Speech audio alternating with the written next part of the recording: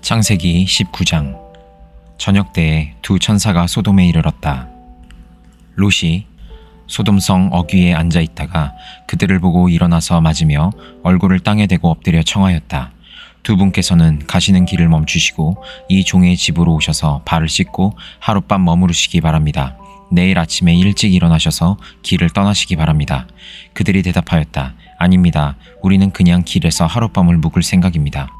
그러나 롯이 간절히 권함으로 마침내 그들이 롯을 따라서 집으로 들어갔다.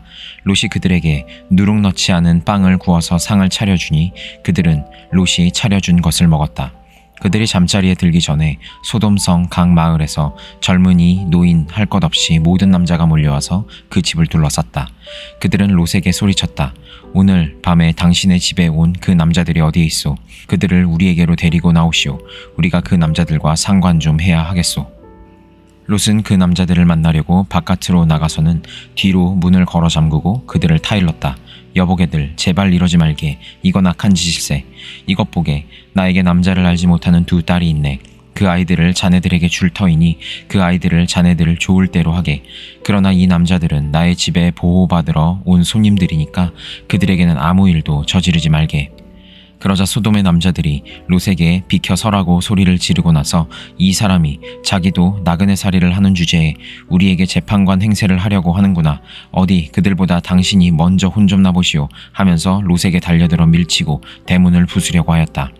안에 있는 두 사람이 손을 내밀어 롯을 안으로 끌어들인 다음에 문을 닫아 걸고 그 집 대문 앞에 모여든 남자들을 젊은이, 노인 할 것 없이 모두 쳐서 그들의 눈을 어둡게 하여 대문을 찾지 못하게 하였다. 그 두 사람이 롯에게 말하였다. 식구들이 여기에 더 있습니까? 사위들이나 아들들이나 딸들이나 딸린 가족들이 이 성 안에 더 있습니까? 그들을 다 성 바깥으로 데리고 나가십시오. 우리는 지금 이곳을 멸하려고 합니다. 이 성 안에 있는 사람들을 규탄하는 크나큰 울부짖음이 주님 앞에 이르렀으므로 주님께서 소돔을 멸하시려고 우리를 보내셨습니다. 롯이 나가서 자기 딸들과 약혼한 사위감들에게 이 사실을 알렸다. 롯이 그들에게 말하였다. 서두르게 이 성을 빠져나가야 하네. 주님께서 이 성을 곧 멸하실 걸세. 그러나 그의 사윗감들은 그가 농담을 한다고 생각하였다. 동틀 무렵에 천사들이 롯을 재촉하여 말하였다. 서두르시오. 여기에 있는 부인과 두 딸을 데리고 여기를 떠나시오. 꾸물거리고 있다가는 이 성이 벌을 받을 때에 함께 죽고 말 것이오. 그런데도 롯이 꾸물거리자 그 두 사람은 롯과 그의 아내와 두 딸의 손을 잡아 끌어서 성 바깥으로 안전하게 대피시켰다. 주님께서 롯의 가족에게 자비를 베푸신 것이다. 그 두 사람이 롯의 가족을 성 바깥으로 끌어내자마자 그 가운데 한 사람이 롯의 가족에게 말하였다. 어서 피하여 목숨을 건지시오. 뒤를 돌아보거나 들에 머무르거나 하지 말고 저 산으로 도피하시오. 그렇게 하지 않으면 죽고 말 것이오. 이때에 롯이 그들에게 말하였다. 다른 길을 말씀해 주시기 바랍니다. 두 분께서는 이 종을 좋게 보시고 저에게 크나큰 은혜를 베푸셔서 저의 목숨을 구해주셨습니다. 그러나 제가 저 산까지 도피해 가다가는 이 재난을 피하지 못하고 죽게 될까 두렵습니다. 보십시오. 저기 작은 성이 하나 있습니다. 저 성이면 가까워서 피할 만합니다. 그러니 그리로 피하게 하여 주십시오. 아주 작은 성이 아닙니까? 거기로 가면 제 목숨이 안전할 것입니다.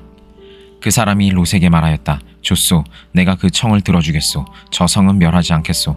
당신 내가 거기에 이르기까지는 내가 아무 일도 하지 않을 터이니 빨리 그리로 가시오. 롯이 그 성을 작다고 하였으므로 사람들은 그 성의 이름을 소알이라고 하였다.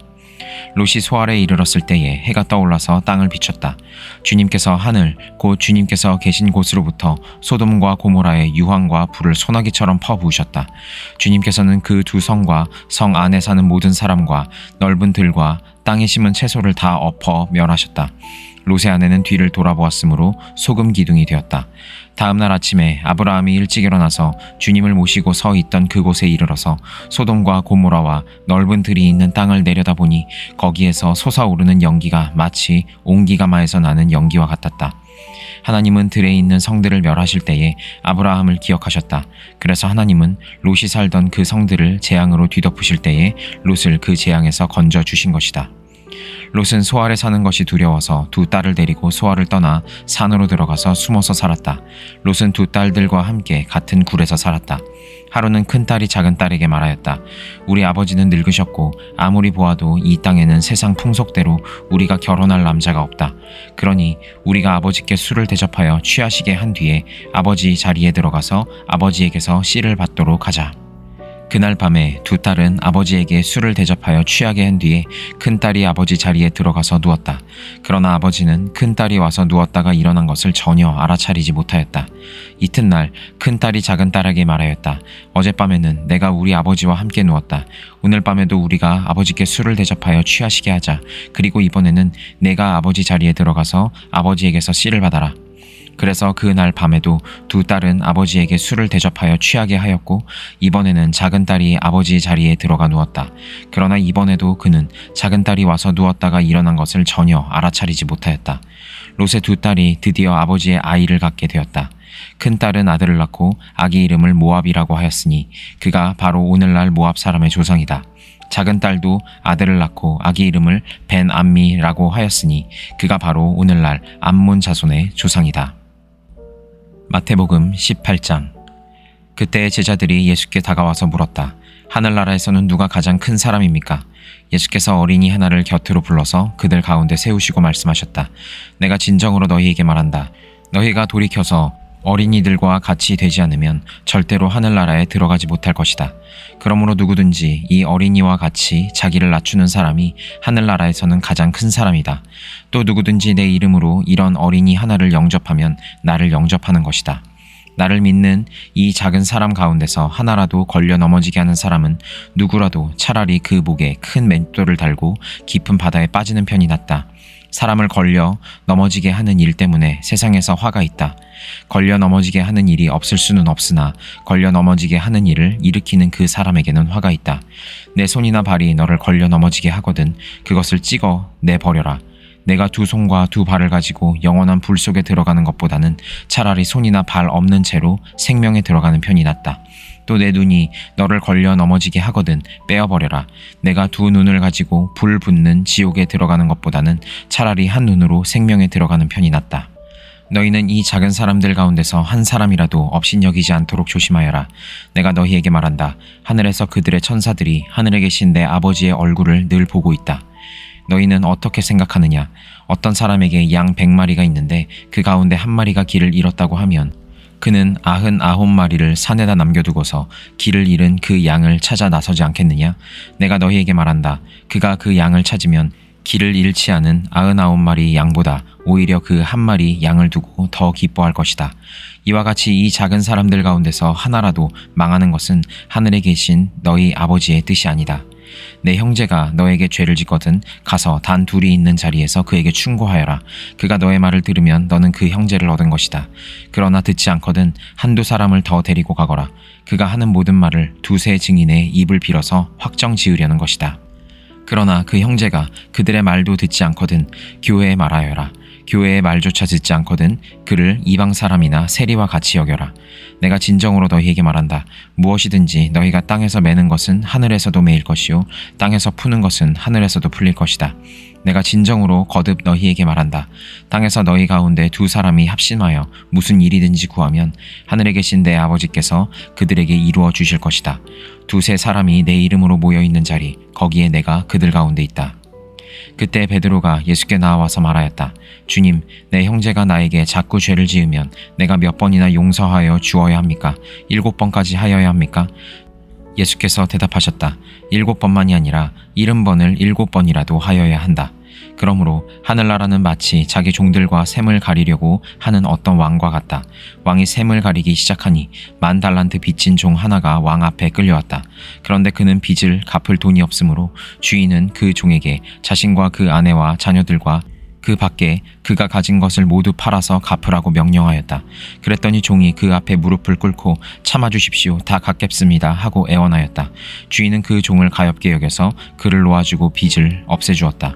그러나 그 종은 나가서 자기에게 100데나리온 빚진 동료 하나를 만나자 붙들어서 멱살을 잡고 말하기를 내게 빚진 것을 갚아라 하였다. 그 동료는 엎드려 간청하였다. 참아주게, 내가 갚겠네.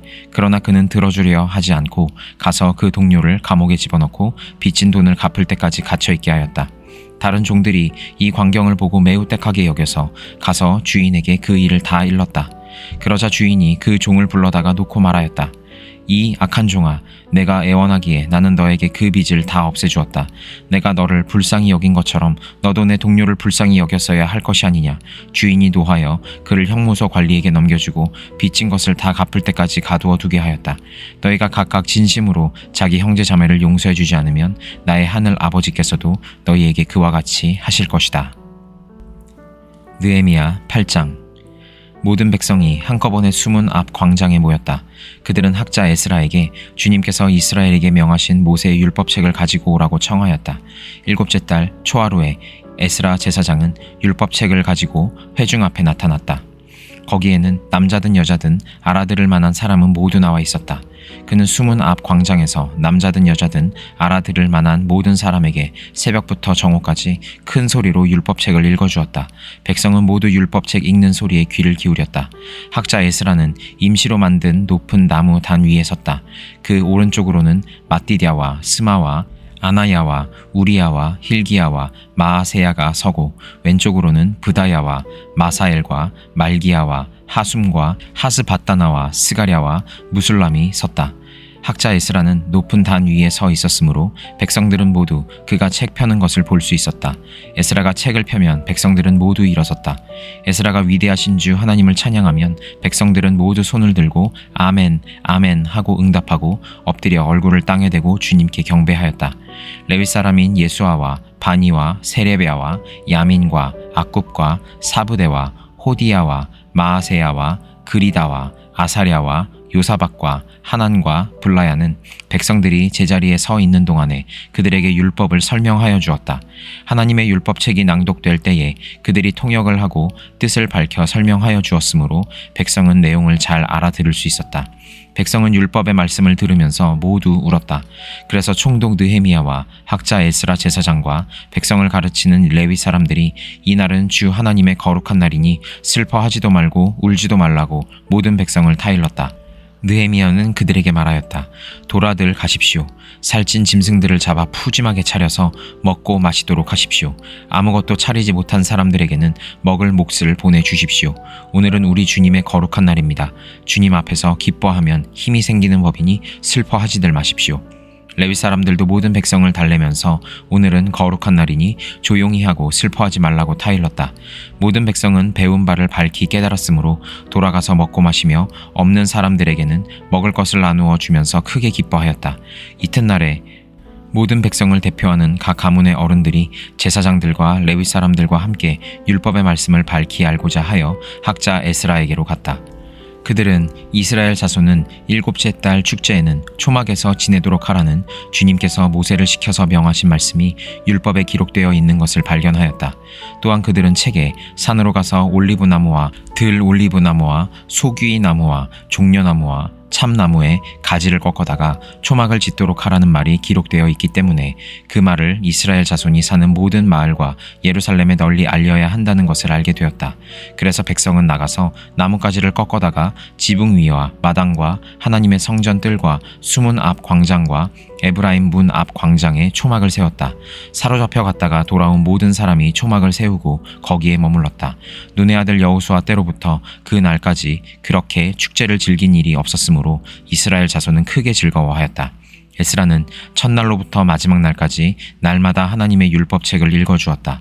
백성은 2일 동안 절기를 지키고 8일째 되는 날에는 규례대로 성회를 열었다.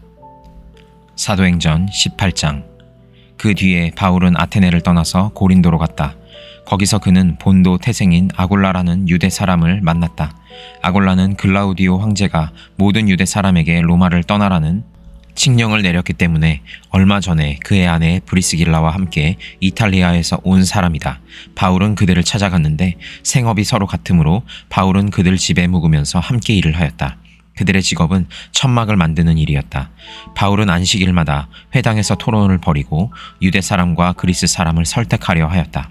실라와 디모데가 마케도니아에서 내려온 뒤로는 바울은 오직 말씀을 전하는 일에만 힘을 쓰고 예수가 그리스도이심을 유대 사람들에게 밝혀 증언하였다. 그러나 유대 사람들이 반대하고 비방함으로 바울은 그의 옷에서 먼지를 떨고서 그들에게 말하였다. 여러분이 멸망을 받으면 그것은 오로지 여러분의 책임이지 나의 잘못은 아닙니다. 이제 나는 이방 사람에게로 가겠습니다. 바울은 거기를 떠나서 티디오 유스도라는 사람의 집으로 갔는데 그는 이방 사람으로서 하나님을 공경하는 사람이고 그의 집은 바로 회당 옆에 있었다. 회당장인 그리스보는 그의 온 집안 식구와 함께 주님을 믿는 신자가 되었다. 그리고 고린도 사람 가운데서도 많은 사람이 바울의 말을 듣고서 믿고 세례를 받았다. 그런데 어느 날 밤에 환상 가운데 주님께서 바울에게 말씀하셨다. 무서워하지 말아라. 잠자코 있지 말고 끊임없이 말하여라. 내가 너와 함께 있으니 아무도 너에게 손을 대어 해하지 못할 것이다. 이 도시에는 나의 백성이 많다. 바울은 그들 가운데서 하나님의 말씀을 가르치면서 1년 6개월 동안 머물렀다. 그러나 갈리오가 아가야 주 총독으로 있을 때에 유대 사람이 한패가 되어 바울에게 달려들어 그를 재판정으로 끌고 가서 이 사람은 법을 어기면서 하나님을 공경하라고 사람들을 선동하고 있습니다 하고 말하였다. 바울이 막 입을 열려고 할 때에 갈리오가 유대 사람에게 말하였다. 유대 사람 여러분, 사건이 무슨 범죄나 악행에 관련된 일이면 내가 여러분의 송사를 들어주는 것이 마땅할 것이요. 그러나 문제가 언어와 명칭과 여러분의 율법에 관련된 것이면 여러분이 스스로 알아서 처리하시오. 나는 이런 일에 재판관이 되고 싶지 않소. 그래서 총독은 그들을 재판정에서 몰아냈다. 그들은 회당장 소스데네를 붙들어다가 재판정 앞에서 때렸다. 그러나 갈리오는 이 일에 조금도 참견하지 않았다. 바울은 여러 날을 더 머무른 뒤에 신도들과 작별하고 배를 타고 시리아로 떠났다. 브리스길라와 아굴라가 그와 동행하였다. 그런데 바울은 서원한 것이 있어서 겐그레아에서 머리를 깎았다. 그 일행은 에베소에 이르렀다. 바울은 그 두 사람을 떼어놓고 자기 혼자 회당에 들어가서 유대 사람과 토론하였다. 그들은 바울에게 좀 더 오래 머물러 달라고 청하였으나 바울은 거절하고 하나님의 뜻이면 내가 다시 돌아오겠습니다 하고 작별 인사를 한 뒤에 배를 타고 에베소를 떠났다. 바울은 가이사랴에 내려서 예루살렘으로 올라가 교회에 문안한 뒤에 안디옥으로 내려갔다. 바울은 얼마 동안 거기에 있다가 그곳을 떠나 갈라디아 지방과 부르기아 지방을 차례로 두루 다니면서 모든 신도를 굳세게 하였다. 그런데 알렉산드리아 태생으로 아볼로라는 유대 사람이 에베소에 왔다. 그는 말을 잘하고 성경에 능통한 사람이었다. 그는 이미 주님의 도를 배워서 알고 있었고 예수에 관한 일을 열심히 말하고 정확하게 가르쳤다. 그렇지만 그는 요한의 세례밖에 알지 못하였다. 그가 회당에서 담대하게 말하기 시작하니 브리스길라와 아굴라가 그의 말을 듣고서 따로 그를 데려다가 하나님의 도를 더 자세하게 설명하여 주었다. 아볼로는 아가야로 건너가고 싶어 하였다. 그래서 신도들이 그를 격려하고 그쪽 제자들에게 아볼로를 영접하라고 편지를 보냈다. 그는 거기에 이르러서 이미 하나님의 은혜로 신도가 된 사람들에게 큰 도움을 주었다. 그가 성경을 가지고 예수가 그리스도이심을 증명하면서 공중 앞에서 유대 사람들을 힘있게 논박했기 때문이다.